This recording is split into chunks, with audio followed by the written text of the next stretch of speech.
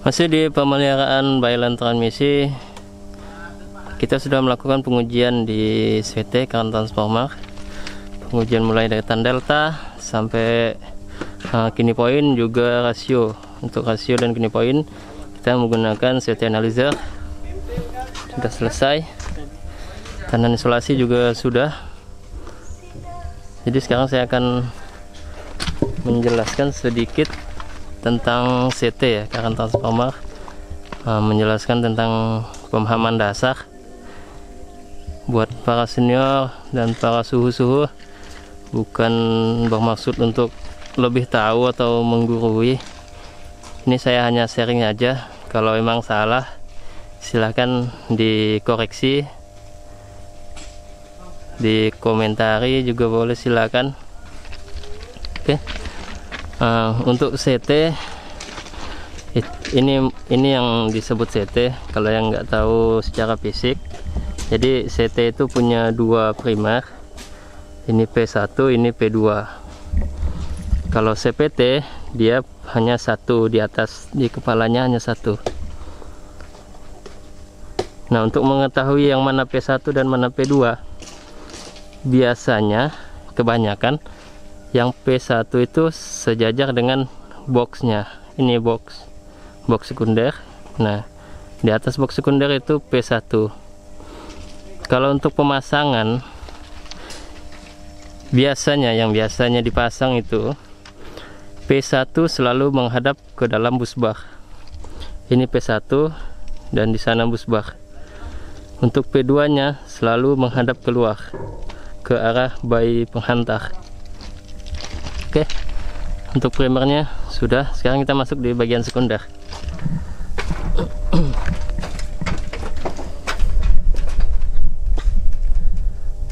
Nah, untuk sekunder CT ini berbeda-beda. Ada yang memiliki 1 core, ada yang 2 core, ada 3 core, sampai 4 core. Nah, untuk fungsinya juga sesuai kebutuhan, berbeda-beda. Nah, ini saya akan jelaskan. 1S1 ini maksudnya core 1, ini core 1, 1S1 ini core 1, 1S2 ini juga core 1. Core 1 di terminal 1, core 1 terminal 2. Jadi dia ini ke sini, ini looping. Nah, ini 2, pokoknya yang di depannya 2 ini artinya core 2. Ini juga core 2. Jadi core 2 ini ada 3 terminal. Jadi dia turunan arusnya beda-beda. Kemudian ini core 3, ini core 4. Oke. Nah, untuk kegunaannya, core 1 ini untuk apa, core 2 ini untuk apa, dan core 3 untuk apa, core 4 untuk apa, kita lihat di nameplate. Nah, ini nameplate. Untuk CT ini mereknya Trends.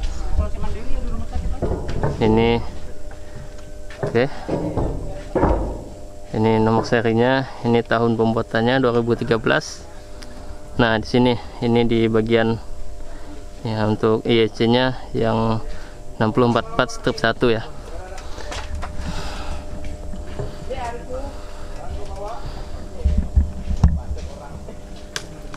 Bisa kelihatan.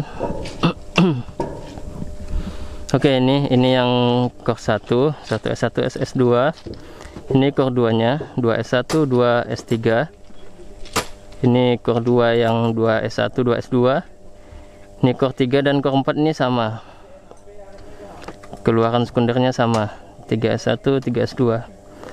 Nah, di sini di sekunder ini yang dipakai untuk core 2 adalah 2S1 dan 2S3. Untuk 2S2 nya ini tidak dipakai. Ini kabel keluarannya kosong, nggak dipakai karena sesuai kebutuhan. Nah, untuk yang core lain semua kepake. Yang nggak kepake yang core 2 S2. Nah, mana S2? Nah, ini yang nggak kepake, yang ini 2S1, 2S2. Oke, cara membacanya ini arusnya, arus sekundernya. Oke, caranya 600/5 ini artinya 600 ini untuk arus primer, arus yang mengalir di atas ini sebesar 600 ampere. Nah, maka sekundernya yang keluar adalah 5 ampere. Ini adalah perbandingan rasio. Ketika primernya 600 ampere, maka yang keluar di sekunder adalah 5 ampere. Oke, kalau misalnya primernya hanya mengalir 300 ampere, maka yang sekundernya adalah setengahnya dari ini, jadi 2,5 ampere. Seperti itu. Nah, kemudian untuk yang di bawahnya ini VA-nya ini udah ketetapan template-nya. Nah, kemudian untuk kelas, nah ini kelas ada 5P, ada 0,5P garis miring 5P dan 5P. Oke, bisa kita simpulkan bahwa CT ini dipakai untuk proteksi. Kenapa? Karena di sini kita bisa lihat untuk core 3 dan core 4 tadi yang di dalam sini dipakai semua. Core 2-nya juga dipakai semua. Core 2-nya yang dipakai adalah 2S1 dan 2S3. Untuk core 1-nya yang dipakai 1S1, 1S2. Kita lihat 1S1, 1S2. Di sini kelasnya 5P. P ini artinya proteksi. Oke. Nah, yang dipakai tadi yang ini core 2-nya yang dipakai 2S1, 2S3. Nah, dia pakai perbandingan yang 1200 ampere per 5. Oke, yang ini enggak kepake. Yang ini enggak kepake. Kemudian yang core 3 dan core 4-nya yang dipakai ini sama untuk proteksi juga. Oke. Ini kalau 0,5 ini untuk metering. Ini yang lebih paham soal metering ini teman-teman dari tim TE, tim transaksi energi. Mereka yang sehari-hari berkecimpung di bidang transaksi atau metering. Di 0,5 ini adalah, kalau nggak salah, ini error dari rasio ini, rasio keluarannya. Berarti kalau ini primernya 600, sekundernya 5, berarti 0,5 dari inilah errornya. Misalnya 5,5. Nah, ini udah memasuki ambang batasnya. Kalau 5,6 berarti udah nggak bisa dipakai buat metering. Kalau masih 5,4 misalnya kita injek arusnya 600, di alat uji keluar 5,6, maka udah melebihi dari error yang ditentukan. Untuk 5P ini adalah 5% dari inominal. 5% dari inominal. Misalnya inominalnya 600 ampere, maka errornya adalah 5%. Bisa dikalkulasikan. Ini perlu perhitungan karena di sini kita nggak bisa ngitung, jadi hanya saya jelaskan sepintas saja yang perlu diketahui. Oke, untuk template ini aja ya.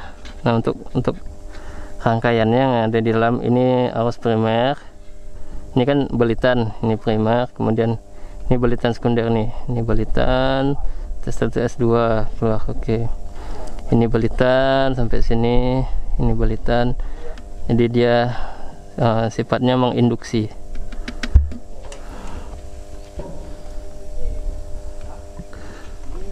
Oke. Mungkin itu aja penjelasan pemahaman dasar mengenai current transformer.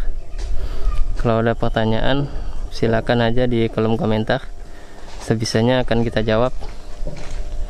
Terima kasih, sampai ketemu di video-video selanjutnya. Bye bye.